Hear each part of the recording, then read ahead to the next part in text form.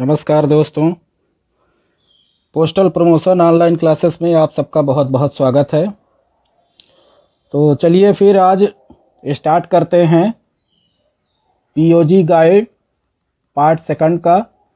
आज आप लोगों का ये 6th क्लास है, 6th लेक्चर है। इसके पहले पीओजी गाइड पार्ट सेकंड में हम लोग 5th क्लास कंप्लीट कर चुके हैं और आज 6th क्लास स्टार्ट करने वाले हैं। आपके जानकारी के लिए बता दूं कि स्टार्टिंग में ही बताया था कि पीओजी गाइड सेकंड में हमको टोटल 11 सेक्शन पढ़ने हैं, जिनमें से 7 नंबर का सेक्शन हटा दिया गया है, अब वो सिलेबस में हमारे नहीं है। और पिछला हम लोगों का 5 सेक्शन कंप्लीट हो चुका है, सेक्शन नंबर 5 तक कंप्लीट हो चुका है, जो कि 5वां क्लास भी था। आज आप लोगों का 6th क्लास है, जिसमें से हम सेक्शन भी 6वां ही पढ़ने वाले हैं, है ना। तो सेक्शन 6 का आज सिलेबस कवर करेंगे। उम्मीद है कि पिछले क्लास को आप लोग बड़े अच्छे से पढ़े होंगे, बड़े अच्छे से समझे होंगे। फिर भी यदि किसी का कुछ छूट रहा है, लगता है समझ में नहीं आया है, तो आप बैक क्लास में जाकर देख सकते हैं, वहाँ से आपको रिकॉर्डेड वीडियो मिल जाएगा। दूसरी चीज़, आज सेक्शन 6 में ज़्यादा समय नहीं लगेगा, पर इसको एक क्लास में ही ख़त्म करने का विचार है। बाकी इसके बाद फिर जो सेक्शन 7 है वो डिलीटेड है, उसमें नहीं पढ़ेंगे। फिर इसके बाद सेक्शन नंबर 8 से स्टार्ट होगा, जो कि एक रूल नंबर 174 से है। तो आज हम लोग जो पढ़ने वाले हैं वो रूल नंबर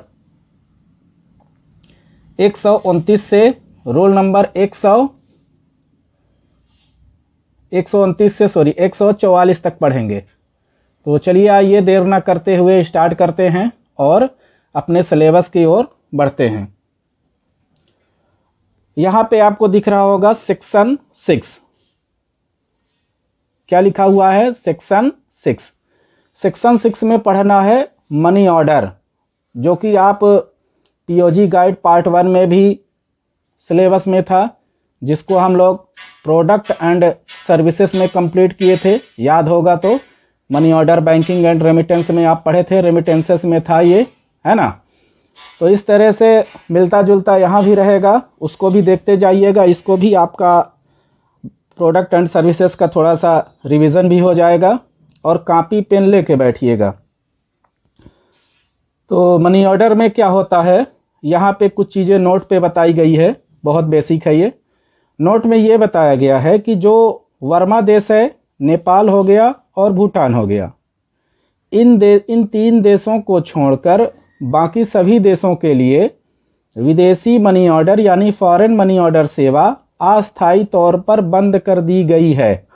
अस्थायी तौर पर इन देश को छोड़कर ज़्यादातर मनी ऑर्डर सेवा क्या किया गया है? बंद कर दिया गया है। ये क्यों किया गया है, ये विभाग बताएगा। यहाँ पे अभी फ़िलहाल बंद है। तो आइए रोल नंबर 129 नंबर पे। रोल नंबर 129 में बताया गया है countries to which foreign money order service available, यानी ऐसे देश जहां के लिए विदेशी मनी ऑर्डर सुलभ हैं या विदेशी मनी ऑर्डर सुविधा उपलब्ध है। इसका एक हम आपको पीडीएफ दे देंगे, उसमें सब पूरा देश का नाम लिखा हुआ है, कहाँ कहाँ पे सुलभ है, कहाँ पे नहीं है। तो इसको एक एक देश को बताना थोड़ा सा कठिन था, और वो चीज़ पूछता भी नहीं है कि कौन सा है, पर जान लीजिएगा, मैं दे दूंगा पीडीएफ। सभी डाकघर मनी ऑर्डर पोस्ट ऑफिसेस हैं, केवल सभी डाकघर जो हैं मनी ऑर्डर पोस्ट ऑफिसेस होते हैं, मनी ऑर्डर वहाँ से बुक होते हैं। केवल डी मार्क वाले जो पोस्ट ऑफिस होते हैं उनको छोड़ दिया जाए तो सभी डाकघरों में मनी ऑर्डर की सर्विस उपलब्ध है। ये पोस्ट ऑफिस गाइड पार्ट 3 के अंतर्गत आता है कि डी मार्क्ड पोस्ट ऑफिस कौन कौन से हैं। तो पोस्ट ऑफिस गाइड पार्ट 3 तो हम लोगों को पढ़ना ही नहीं है, हमारे सिलेबस में ही नहीं है। फिर भी जान लीजिए कि वहाँ पे एक ऐसा लिस्ट दिया हुआ है जिसमें foreign money order D mark के अंतर्गत जितने भी पोस्ट ऑफिस हैं वहाँ पर मनी ऑर्डर सेवा उपलब्ध नहीं है या उसकी सर्विस नहीं है। ये हो गया। रूल नंबर 130 में बताया गया है करेंसी एंड लिमिट। कौन सी करेंसी लगेगी किस देश में, कौन सी करेंसी का इस्तेमाल होगा और उसकी लिमिट क्या है, वो भी आपको पीडीएफ में मिल जाएगा। जब आपको हम इसका सिलेबस भेजेंगे तो उसमें इसको जब पीडीएफ में भेजेंगे तो उसमें देश का पीडीएफ भी हम आपको भेज देंगे। उस लिस्ट में उसकी करेंसी लिमिट भी बताई गई है, जो अभी हम पढ़े हैं रोल नंबर 129 में, जो देश की चर्चा किए हैं लिस्ट की पीडीएफ की, उसी में आपको मिलेगा। अब roll number 131 131 general applicability of inland rules, अंतर्देशीय नियमों को सामान्य रूप से लागू करना। इसको क्लास नंबर 132, 136, 170 में पढ़ेंगे, जो कि ये 1 और 2 के तहत में बताएगा। फिर इसके बाद क्या होता है, नोट फर्स्ट और सेकंड में applicable to inland money order को जितने भी देश हैं उसको हम 129 का जो बताए थे अभी पीडीएफ की चर्चा करेंगे, उसमें आपको मिल जाएगा। बाकी जो भी अंतर्देशीय नियमों के सामान्य रूप हैं, क्या क्या लागू होते हैं, वो 132, 136, 170 में आपको मिलेगा, जो कि आगे पढ़ेंगे या फिर पढ़ने वाले हैं। अब आपका आता है रोल नंबर 132। या देखिए, एक चीज़ में भ्रमित मत होइएगा, कभी कभी हम इसको रूल बोल देते हैं रोल नंबर, कभी कभी इसको हम क्लास नंबर भी बोलते हैं, तो इसमें कंफ्यूज ना होइएगा, ये दोनों चीज़ें एक ही है ना। इसमें भ्रमित होने वाला ऐसा कुछ भी नहीं है, दोनों चीज़ें एक ही है। 132 नंबर पे बताया गया है कि money orders how to obtain, money order कैसे प्राप्त करें। Money orders how to obtain, या मनी ऑर्डर को कैसे प्राप्त करना है। तो जो हमारा भूटान हो गया, बर्मा, म्यांमार या नेपाल हो गया, ये जो 3 हमारे देश हो गए, इनके लिए ordinary inland money order form MO money order 8 होता है, इसका इस्तेमाल किया जाता है। प्राप्त करने के लिए मनी ऑर्डर 8 का इस्तेमाल किया जाएगा इन 3 देशों के लिए। फिर इसके बाद स्पेशल मनी ऑर्डर फॉर्म होता है, जिसको हम एमओ 7 और एमओ 9 के नाम से जानते हैं। ये रुपी और स्टर्लिंग पाउंड, स्टर्लिंग यानी पाउंड करेंसी के लिए होता है, 2 करेंसी के लिए होता है, रुपी और स्टर्लिंग, या इसको पाउंड भी बोलते हैं। तो ये 2 करेंसी के लिए होता है फॉर्म, कौन सा, मनी ऑर्डर 2 और एमओ 9। फिर इसके बाद if money order form filled by remitter, remitter कौन होता है, भेजने वाला। पेई कौन होता है, जिसको मनी ऑर्डर प्राप्त होता है, उसको ध्यान में रखिएगा, ये हम प्रोडक्ट एंड सर्विसेज में पढ़े थे। तो जो मनी ऑर्डर फॉर्म होगा वो हमेशा रिमिटर के द्वारा फिल्ड किया जाएगा बाय इंक, स्याही से, स्याही पेन का इस्तेमाल करके, और उसमें सिग्नेचर या थंब इम्प्रेशन फॉर्म के सबसे नीचे करना जरूरी है। यदि स्टर्लिंग या पाउंड, या यदि पाउंड करेंसी की रकम स्टर्लिंग करेंसी में ही दर्ज करें, है ना, तो जो आपका स्टर्लिंग या पाउंड करेंसी का है उसका रकम उसी में दर्ज करें, और उसके बारे में इंडियन रुपी की रकम फॉर्म में डालकर जरूर दर्ज कर दें। इंडियन रुपी की रकम उसमें जो भी होता होगा स्टर्लिंग की अपेक्षा, उसको भी आपको फॉर्म में डालकर दर्ज करना पड़ेगा। 5वें नंबर पे स्टर्लिंग कंट्री के बाहर किसी देश को भेजे जाने वाले मनी ऑर्डर के मामले में प्रेषक मनी ऑर्डर फॉर्म में सबसे नीचे मनी ऑर्डर भेजने का उद्देश्य जरूर लिखेगा। भाई ये विदेश मनी ऑर्डर है, फॉरेन मनी ऑर्डर है, अपने इंग्लैंड में ऐसा नहीं होता था, इंडिया में ऐसा नहीं था, तो उसमें मनी ऑर्डर भेजने का उद्देश्य भी आपको लिखना पड़ेगा। छोटी छोटी चीज़ें जो भी डिफरेंस में है वही सब चीज़ विभाग द्वारा बार बार पूछा जाता है। अब रोल नंबर 133, 133 नंबर, ठीक है। तो मनी ऑर्डर कैसे प्राप्त करें इसका तो जानकारी आपको हो गया, कौन कौन सा फॉर्म का इस्तेमाल करते हैं, एमओ 8, एमओ 9, एमओ 7। तो यहाँ पे रोल नंबर 133 में बताया गया है full particulars of remitter and payee, money order form पर प्रेषक और प्राप्तकर्ता के ब्यौरे। क्या उसमें ब्यौरे देना है, सबसे पहले तो दोनों के फुल नेम होने चाहिए, डेजिग्नेशन यदि कोई हो तो, और तीसरे नंबर पे फुल एड्रेस होना चाहिए। उसमें सेंडर का भी चाहिए ये सब चीज़ें जो भी लिखा हुआ है तीनों चीज़ें सेंडर का भी चाहिए और एड्रेसी का चाहिए। सेंडर मतलब रेमिटर भी होता है, ठीक है, तो इसका भी चाहिए और एड्रेसी का भी चाहिए, पाने वाले का भी। Roll number 134 intimations regarding address required to sent by remitter to payee. प्रेषक द्वारा पाने वाले को भेजी जाने वाली पते से संबंधित सूचना। भाई प्रेषक द्वारा कुछ सूचना भेजी जा रही है पाने वाले को, तो उससे कौन सी संबंधित सूचना भेजी जाएगी वही यहाँ पे बोला गया है। तो पेई या प्राप्तकर्ता मनी ऑर्डर को direct head money order office से या पेमेंट के देश से सीधे मनी ऑर्डर प्राप्त कर सकता है। तो भेजने वाले को ये अधिकार है कि उसमें ये लिख दे कि उसको कैसे प्राप्त करना है। भाई एक सूचना के तौर पर देखिए, प्रेषक द्वारा पाने वाले को भेजे जाने वाली पते से संबंधित सूचना, तो उसमें सूचना दर्ज कर सकता है कि वो money order money order office से प्राप्त करेगा या सीधे वो मनी ऑर्डर प्राप्त कर लेगा पेमेंट के उस देश से।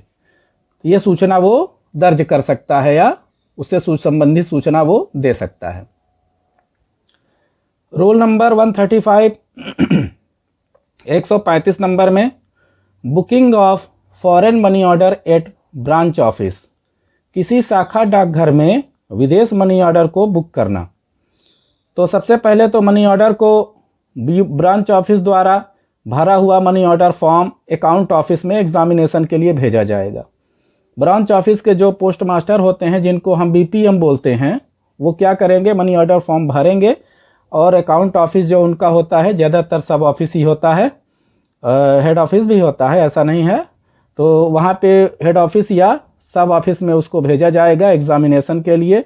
उसके बाद जो है रिटर्न फ्रॉम अकाउंट ऑफिस, उस मनी ऑर्डर फॉर्म को अकाउंट ऑफिस द्वारा फिर से कहाँ भेजा जाएगा, ब्रांच ऑफिस में भेजा जाएगा। और money order form deliver to applicant, फिर से मनी ऑर्डर फॉर्म को अप्लीकेंट को, जो प्रेषक है भेजने वाला है, उसका दे दिया जाएगा। फिर अप्लीकेंट क्या करेगा, प्रेषक प्रेजेंट विथ रिक्वायर्ड अमाउंट। अब प्रेषक क्या करेगा कि मनी ऑर्डर एप्लीकेशन फॉर्म जो था प्रेषक को दे दिया गया, प्रेषक उससे संबंधित जो भी मनी ऑर्डर जितना भी वो भेज रहा है उसका पैसा बीपीएम को देगा। बीपीएम ले जाकर अपने अकाउंट ऑफिस में उसको भिजवा देगा। तो ये हो गई प्रक्रिया ब्रांच ऑफिस से फॉरेन मनी ऑर्डर को भेजने की शर्तें, कैसे उसको वो भेजेगा। 136 नंबर पे दिया गया है रेमिटर रिसिप्ट। क्या दिया गया है, रेमिटर की रिसिप्ट या प्रेषक की रसीद। मनी ऑर्डर और उसका कमीशन जो सेंडर द्वारा अदा करेगा, उसकी एक रसीद प्रेषक को दे दी जाती है। भाई प्रेषक को एक रसीद दे दी जाएगी, जो भी सेंडर द्वारा अदा किया जाएगा वो सेंडर अब प्राप्त कर लेगा। प्रेषक को सभी जांच स्वयं कर लेनी चाहिए। प्रेषक को उसमें डला हुआ अमाउंट, जो भी रसीद वगैरह मिलता है, वो सब चीज़ें उसको अपने से ही चेक कर लेनी चाहिए या उसकी जांच परख कर लेनी चाहिए। अब आते हैं रोल नंबर 137 नंबर। देखिए अच्छे से समझिएगा, जब समझेंगे नहीं तो फिर कोई मतलब नहीं है हमारे पढ़ाने से। बाकी हम आपको ऐसी भाषा में प्रस्तुत करेंगे कि आपका इंटरेस्ट भी बना रहेगा, आपको अच्छा लगेगा पढ़ना। बाकी पीओजी गाइड पार्ट सेकंड थोड़ा बोरिंग तो है ही। अब 137 नंबर पे आते हैं, एडवाइस ऑफ पेमेंट, यानी भुगतान की सूचना। कहाँ से भुगतान की सूचना, जो पेई को भुगतान मिला है उसकी सूचना। प्रेषक कुछ निर्धारित शुल्क जमा करे और उसका भुगतान की सूचना प्राप्त कर सकता है विदेश मनी ऑर्डर के प्रेषक के लिए। भाई उसको सूचना तो मिलेगी पर उसमें कुछ भुगतान प्राप्त देना पड़ेगा विभाग को। इंग्लैंड में ऐसा नहीं था। ऑल कंट्रीज, सभी देश, न्यू कैलेडोनिया, इस देश को छोड़कर सभी देशों के लिए ये चीज़ अवेलेबल है। वो प्रेषक क्या है, भेजने वाली प्राप्त हुआ उसका मनी ऑर्डर की नहीं, इसका सूचना वो प्राप्त कर सकता है। यदि मनी ऑर्डर जारी करते समय भुगतान की सूचना का शुल्क मांगा गया हो तो उसकी अदायगी, उसका पेमेंट डाक टिकटों के जरिए भी किया जा सकता है। जैसे मान लीजिए कि मनी ऑर्डर प्रेषक भेजने वाला है, अभी भेजा नहीं है, वो पहले से ही ये चाहता है कि हमको उसकी सूचना मिले कि हमारा मनी ऑर्डर प्राप्तकर्ता को मिला कि नहीं मिला, तो इसका कुछ फीस है या उसकी पेमेंट करके वो डाक टिकट के माध्यम से या पोस्टेज के माध्यम से भी उसको वो पे कर सकता है। ऐसे मामलों में मनी ऑर्डर भेजने वाले को एक रसीद दी जाएगी जिसमें AP अक्षर लिखे होंगे, उसको एक अलग से रसीद दी जाएगी और उसमें AP वर्ड ये चीज इस्तेमाल किया जाएगा, ये लेटर का इस्तेमाल किया जाएगा। रूल नंबर 38 महत्वपूर्ण है, अल्टरेशन ऑफ रिफंड, पते में परिवर्तन या रकम की वापसी। भाई आप पी प्रोडक्ट एंड सर्विसेज में इसको पढ़े भी हैं, वो सब चीज़ नया नहीं है, वो सब चीज़ जो आप पढ़े हैं वही है, बस थोड़ा सा मॉडिफाई किया गया है इसमें, है ना, थोड़ा बहुत रूल्स चेंज हो चुके हैं, बाकी पूरा चीज़ लगभग वही है। यदि मनी ऑर्डर का पेमेंट ना हुआ हो तभी ऐसा हो सकता है, मतलब पते में यदि परिवर्तन करना हो या चाहे रकम की वापसी चाहना हो तो उसमें यदि मनी ऑर्डर का पेमेंट नहीं हुआ है तो ये दोनों चीज़ें आपको सुविधा का लाभ मिल सकता है। इसके लिए आपको भाई पोस्टमास्टर को लिखित में सूचना देनी पड़ेगी। जहाँ से आप बुक किए थे तो पोस्टमास्टर को लिखित में एक एप्लीकेशन देना होगा और उसके साथ अपना पूरा डिटेल लिखना होगा, जो भी आपका रसीद है, जो भी मिला है ना, रिसिप्ट के साथ, देखिए ये बात ही कर दिया, रिसिप्ट को साथ में लगाकर अपना पूरा डिटेल उसमें फॉर्म में भर के भेजना है, देना है उसको। पोस्ट ऑफिस फॉरेन कंट्री से कम्युनिकेट करेगा, विदेश से जहाँ के लिए मनी ऑर्डर भेजा गया है पोस्ट ऑफिस उससे क्या करेगा, कम्युनिकेट करेगा, बात करेगा। अब जैसे पोस्ट ऑफिस बात कर लिया तो अमाउंट रिफंड हो जाएगा, अमाउंट तो वापस हो जाएगा, परंतु जो उसमें कमीशन चार्ज लगा था वो चीज़ सेंडर को नहीं मिलेगा, उसका पैसा बाकी मिल जाएगा पर वो कमीशन विभाग द्वारा वापस नहीं किया जाएगा। फिर इसके बाद कैंसलेशन, मतलब मनी ऑर्डर को कैंसिल करना, या अल्टरेशन ऑफ एड्रेस, पते में परिवर्तन करने पर कोई सेकंड कमीशन चार्ज नहीं किया जाएगा। भाई इस तरह से क्या है, प्राप्तकर्ता को कोई ऐसा ज़्यादा चार्ज नहीं किया जाएगा, चाहे वो कैंसिल कर रहा हो मनी ऑर्डर या चाहे पते में परिवर्तन कर रहा हो, दोनों चीज़ों में उससे एक्स्ट्रा पैसा नहीं लिया जाएगा, पर जो मनी ऑर्डर भेजते समय कमीशन लगा था वो आपको पैसा नहीं मिलेगा, वो पैसा आपका चला गया। फिर क्या होता है, यदि प्रेषक किसी थर्ड पार्टी को मनी ऑर्डर का पेमेंट करना चाहता है, मान लीजिए प्रेषक खुद नहीं लेना चाहता है, एड्रेसी भी नहीं लेना चाहता है, किसी थर्ड पार्टी को मनी ऑर्डर का पेमेंट करना चाहता है, तो लिखित में इसके लिए भी पोस्टमास्टर को वो एप्लीकेशन देगा तथा पूरा डिटेल और रिसिप्ट इसके साथ उसको फिर से अटैच करके पूरा फॉर्म सहित उसको भरकर पोस्टमास्टर को देना पड़ेगा। ऐसा भेजने वाले से, देखिए समझिएगा थोड़ा सा, अब यहाँ पे ऐसा भेजने वाले से सेकंड कमीशन के पेमेंट पर ही होगा, मतलब जो भेजा था मनी ऑर्डर तो सेकंड कमीशन का पेमेंट, अब पहले बार जो कमीशन दिए थे वो लैप्स हो गया, दूसरी बार आपको सेकंड कमीशन देना पड़ेगा जो कि फर्स्ट रेट का कमीशन ही लिया जाएगा। मतलब पहली बार जो आपका, जैसे पहली बार अगर 80 रुपये आपका कमीशन लगा था तो दूसरी बार भी ऐसा करने पर, कैसा करने पर कि किसी थर्ड पार्टी को यदि आप मनी ऑर्डर का पेमेंट करना चाहते हैं तो आपको फर्स्ट कमीशन का जो रेट लगा था वही चीज़ आपको सेकंड कमीशन पर फिर से देना पड़ेगा। बाकी यदि आप अपना मनी ऑर्डर कैंसिल करवाना चाहते हैं, पते में परिवर्तन करवाना चाहते हैं, तो उसमें कोई एक्स्ट्रा चार्ज आपका नहीं लगेगा, बशर्ते जो कमीशन लगा था उसका पेमेंट आपको नहीं मिलेगा और ना ही आपको इसमें सेकंड कमीशन देना पड़ेगा। समझ में आ गया? बाकी चीज़ आपका वापस हो जाएगा। तो ये चीज़ें देखिए होती है, यही चीज़ तो प्रोडक्ट एंड सर्विसेज में इनलैंड में भी था, कोई खास चीज़ नहीं है, पर इससे क्या आपका याद हो जाएगा, पिछला भी देख लेंगे, इसको भी देख लेंगे। ध्यान से पढ़िएगा, पेपर का ज़्यादा समय नहीं है अब। Payment of money order abroad, यानी विदेश में मनी ऑर्डरों की अदायगी या उसका पेमेंट कैसे होगा समझिएगा। भारत में जारी किए गए विदेश मनी ऑर्डर का भुगतान, जो भारत में जारी किए जाते हैं मनी ऑर्डर, विदेश के मनी ऑर्डर का भुगतान गंतव्य देश की मुद्रा में किया जाएगा। जो वहां पे जिस देश में जो रह रहा है उस देश में जो मुद्रा है उसमें ही किया जाएगा। देखिए वो इंडियन रुपी में करेगा तो उसका इस्तेमाल वो कहाँ से करेगा, इसीलिए हमेशा जिस देश में भेजा गया है उसी देश में उस मुद्रा में उसका भुगतान किया जाएगा। दूसरी चीज, मनी ऑर्डर की रकम का उस देश की मुद्रा में परिवर्तन करके, मनी ऑर्डर का जो रकम है इंडियन में उसका, देखिए भारत से भेजेंगे फॉरेन में जाएगा तो इंडिया का फॉरेन में परिवर्तन करके उस देश द्वारा निर्धारित दरों के अनुसार जो उसका रेट होगा, इंडियन रुपी और भारतीय मुद्रा और विदेशी मुद्रा का जो रेट होगा उस समय पर, उस दर के हिसाब से प्राप्तकर्ता को मनी ऑर्डर का पेमेंट दिया जाएगा। फिर क्या होता है, तीसरे नंबर पर money order route include in other country. Money order route यानी होता है रास्ता, इंक्लूड दूसरे देश के लिए, तो इंटरमीडिएट कंट्री के द्वारा जो भी, देखिए जैसे मान लीजिए यहाँ से भारत से भेजा गया चाइना, चीन मान लीजिए उदाहरण के लिए, तो अगर वो चीज़ वहीं से जा रहा है, जो उसका रूट है उसी रूट से जा रहा है तब तो ठीक है।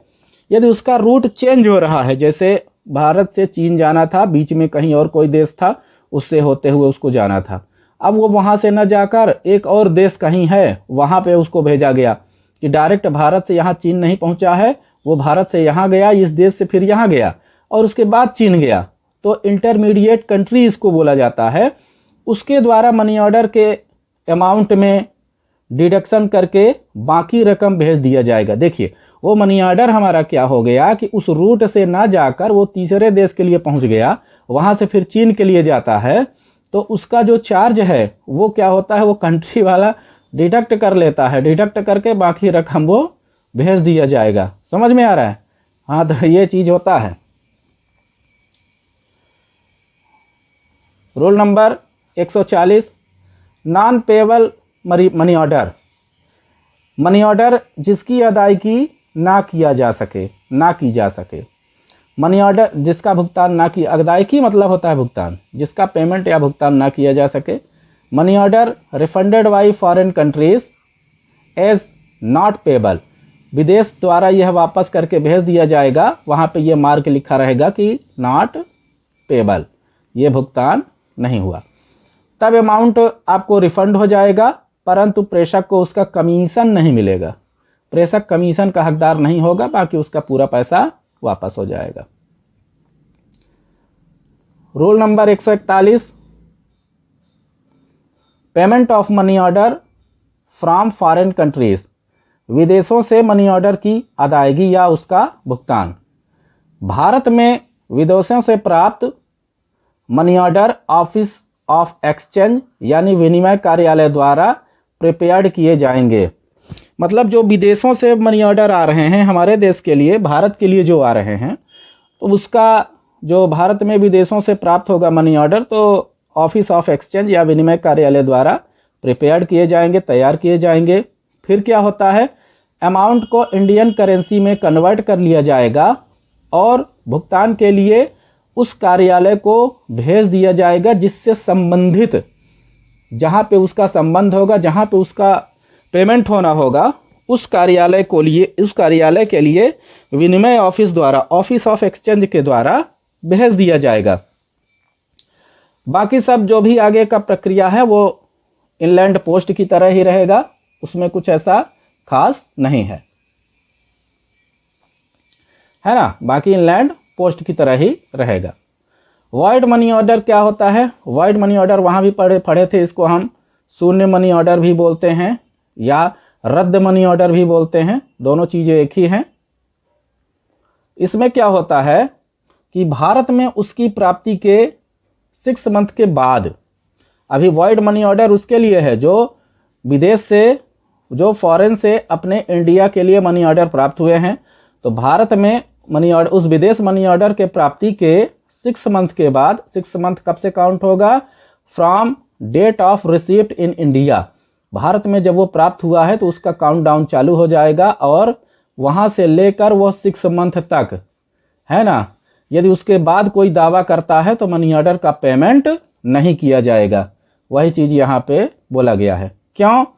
क्योंकि मनी ऑर्डर की रकम उस अवधि के अंत में उस देश को वापस कर दी जाती है। भैया जब इससे 6 महीना जब पूरा हो जाता है, जब से वो रिसिप्ट प्राप्त हुआ है भारत को, तो वो रकम क्या होता है कि उस देश के लिए वापस कर दिया गया फॉरेन के लिए। तो कहाँ से पेमेंट किया गया? तो जहां से वह मनी ऑर्डर जारी किया गया था, है ना, उसको जब वापस मिल गया तो पेमेंट कहाँ करेंगे आप? किसको पेमेंट करेंगे जब पैसे नहीं है? पैसवा होगा तभी तो पेमेंटवा होगा। प्राप्तकर्ता भुगतान का प्रमाण पत्र, है ना, प्राप्तकर्ता भुगतान का प्रमाण पत्र, ये अगर चाहिए तो पोस्ट मास्टर को लिखित में प्रार्थना करके संबंधित मनी ऑर्डर का पूरा ब्यौरा देकर प्राप्त कर सकता है।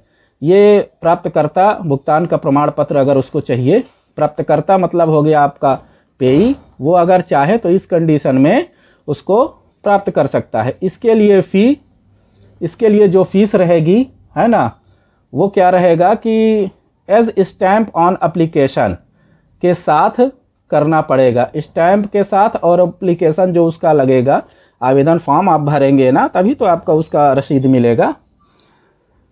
तो स्टैंप के रूप में उसको फीस का पेमेंट करना पड़ेगा और वो रसीद प्राप्त कर सकता है। कौन? Payee. Redirection to any country of India. अब देखिए, जैसे मान लीजिए कोई विदेश का आदमी भारत के लिए मनी ऑर्डर भेजता है, फॉरेन का यदि इंडिया के लिए भेजता है, अब वो वहां से चाह रहा है कि हम अपने मनी ऑर्डर का क्या करते हैं कि रिडायरेक्शन करवाते हैं। फॉरेन वाला जैसे हम लोग भी तो करवाते थे ना, तो उसका रिडायरेक्शन हो जाएगा किसी देश के लिए, जहां वो चाहेगा वहां हो जाएगा। पर या इंडिया में, भारत के अंदर भी उसका रिडायरेक्शन हो जाएगा, पर फ्रेश चार्ज ऑफ कमीशन पर, जो कमीशन लिया गया था उसके बाद उसको फ्रेश चार्ज दोबारा देना पड़ेगा सेकंड कमीशन पर। क्या देना पड़ेगा? मनी ऑर्डर का 1% पेमेंट करना पड़ेगा। इसमें फाइनल है कि मनी ऑर्डर का 1% आप पेमेंट करिए और अपने मनी ऑर्डर को इंडिया में कहीं भी भेजिए, रिडायरेक्ट कराइए, या फिर उसको विदेश में किसी दूसरे देश में भी रिडायरेक्ट कर सकते हैं। बात समझ में आ गई? देखिए, हमारे सब फिर से सुन लीजिएगा, यदि हमारे समझाने से समझ में नहीं आएगा, इतना सरल लैंग्वेज में कोई प्रस्तुत करके हमें तो नहीं लगता कि बताएगा। फिर भी यदि आपके समझ में नहीं आ रहा है तो बताइएगा, हम बार बार समझाएंगे। कोई ऐसा नहीं कि आप हमें फीस भरे हैं तो फिर वो जरूरी है, नहीं। आपको नहीं समझ में आ रहा है आप पूछिएगा। Conversion of foreign currency into Indian currency, rule number 142, विदेशी मुद्रा का भारतीय मुद्रा में परिवर्तन। भारतीय मुद्रा में परिवर्तन भारत सरकार द्वारा समय समय पर किया जाता है। भाई, समय समय पर विदेशी मुद्रा का जरूरत पड़ी तो भारतीय मुद्रा में परिवर्तन किया जाता है। Roll number 143, 143 number, suspension of foreign money order. तो है ना, तो किसी डाकघर द्वारा विदेश मनी ऑर्डर का काम निलंबित करना या उसका सस्पेंशन करना। कैसे निलंबित हो सकता है? महानिदेशक, जिसको हम डायरेक्टर जनरल बोलते हैं, किसी भी समय उनको अधिकार है कि किसी डाकघर या विशेष डाकघरों के समूह द्वारा या वहां से मनी ऑर्डर का जारी करना निलंबित कर सकते हैं। किसी भी पोस्ट ऑफिस का मनी ऑर्डर जारी करना, डीजी का आपको पूरा अधिकार है कि वो उसका निलंबित कर सकते हैं, या विशेष डाकघरों के जो समूह हैं उन्हें को किसी भी समय वो कर सकते हैं, उनको पूरा अधिकार है। रोल नंबर 143 के बाद आइए स्टार्ट करते हैं रोल नंबर 144, जो कि इस सेक्शन का लास्ट है।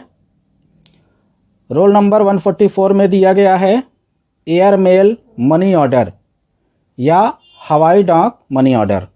इसमें क्या होता है कि limit of value, fees and conditions, मूल्य, शुल्क और शर्तों की सीमा, ये सब चीज़ air mail money order issued from any post office. सबसे पहले तो एयर मेल मनी ऑर्डर किसी भी पोस्ट ऑफिस से जारी किया जा सकता है इंडिकेशन के तहत, इंडिया के तहत। उसके बाद जिस देश के लिए डायरेक्ट मनी ऑर्डर सर्विस होगी या एयर मेल सर्विस होगी, ये दोनों सेवा उपलब्ध हों, है ना। जिस देश के लिए डायरेक्ट मनी ऑर्डर सर्विस या एयर मेल सर्विस, ये दोनों सेवा अगर उपलब्ध होंगी तो इसका limit of value plus other conditions वो कैसा रहेगा, same as ordinary foreign money order की तरह ही रहेगा। बात समझ में आ रही है। हम ये कहना चाह रहे हैं कि जिस देश के लिए डायरेक्ट मनी ऑर्डर सर्विस और एयर मेल सर्विस उपलब्ध है, ये दोनों सेवा उपलब्ध है, तो उस देश के लिए limit of value plus other conditions जो भी होंगी, तो वो जैसे हम विदेश में ऑर्डिनरी फॉरेन मनी ऑर्डर भेजते हैं उसी तरह से ही यहाँ पर भी लागू होगा। ये चीज यहाँ पे बोला गया है। चौथे नंबर पे दिया गया है, समुद्र मार्ग से जिस मनी ऑर्डर के भेजने की सिफारिश की गई हो उसके लिए क्या होगा, जो फीस होगा वो मनी ऑर्डर कमीशन लिया जाएगा और दूसरा चीज एयर मेल चार्ज लिया जाएगा। मतलब यदि किसी मनी ऑर्डर को समुद्र मार्ग से भेजने की सिफारिश की गई है, किसके द्वारा, सेंडर के द्वारा, तो उस पे मनी ऑर्डर कमीशन और एयर मेल चार्ज लगेगा। पेड इन पोस्टेज, उसका जो चार्ज पेड करना है, किस में पेड करना है, आपको पोस्टेज में पेड करना है और मनी ऑर्डर फॉर्म में उसको उस पोस्टेज को चिपकाना पड़ेगा। फिर इसके बाद नेक्स्ट 5th नंबर पे आपका बोला गया है कि फॉर्म पर आर पार, है ना, जो आपका फॉर्म रहेगा जिस पे आप मनी ऑर्डर भरेंगे जिसका, तो बाई एयर मेल उसके ऊपर लिखा होना जरूरी होता है। ये शब्द उस पे लिख देना चाहिए, फॉर्म पर बाई एयर मेल लिखा होना चाहिए। तो ये रहा आपका रूल नंबर 144। यहां से आपका दोस्तों पीओजी गाइड पार्ट 2 का चैप्टर नंबर या सेक्शन नंबर 6 कंप्लीट होता है। अब आपको हम नेक्स्ट क्लास में सेक्शन नंबर 7 आपका डिलीट हो चुका है, हटा दिया गया है सिलेबस से, तो हम लोग सेक्शन नंबर 8 से स्टार्ट करेंगे। सेक्शन नंबर 6 आपका रोल नंबर 129 से रोल नंबर 144 तक ही था, जो कि आज आपका कंप्लीट हो चुका है। इसके बाद जो भी होगा तो आगे पढ़ेंगे। तो सबसे पहले तो दोस्तों, यदि अभी तक आप हमारे चैनल को सब्सक्राइब नहीं किए हैं तो ये बहुत देखिए गलत बात है। आप चैनल को सब्सक्राइब कर लीजिए और यदि आपको क्लास अच्छा लगता है तो वीडियो को लाइक किया करिए, नहीं अच्छा लगता तो डिसलाइक भी करेंगे तो कोई दिक्कत नहीं है। और यदि अच्छा लगता है तो देखिए क्लास को लाइक तो बनता है। बाकी जो भी कमेंट्स करना हो आप कमेंट भी कर सकते हैं। अब इसके बाद हम लोगों का रीजनिंग, मैथ्स और जीके का बहुत खतरनाक, बहुत अच्छा क्लास स्टार्ट होने वाला है। उसको जब आप पढ़ेंगे ना तो ऐसा लगेगा कि रीजनिंग, मैथ्स, जीके तो हवा में चल रहा है सर। तो इसीलिए इसके कंप्लीट होने के बाद हम लोग यहाँ पे स्टार्ट करेंगे और अच्छे से पढ़ेंगे, पूरे ईमानदारी के साथ पढ़ेंगे और इस बार सिलेक्शन लेंगे। जिसको सिलेक्शन नहीं लेना है तो वो बार बार पढ़ते रहे, हर साल पेपर होते हैं। जिसको सिलेक्शन लेना है वो एक ही बार में इसको क्लियर करिए। हमारे साथ जुड़िए तो सिलेक्शन लीजिए, वरना नहीं जुड़िए, हम तो यही कहेंगे। भाई हमारे साथ जुड़ेंगे तो हमारे हिसाब से मेहनत करना पड़ेगा।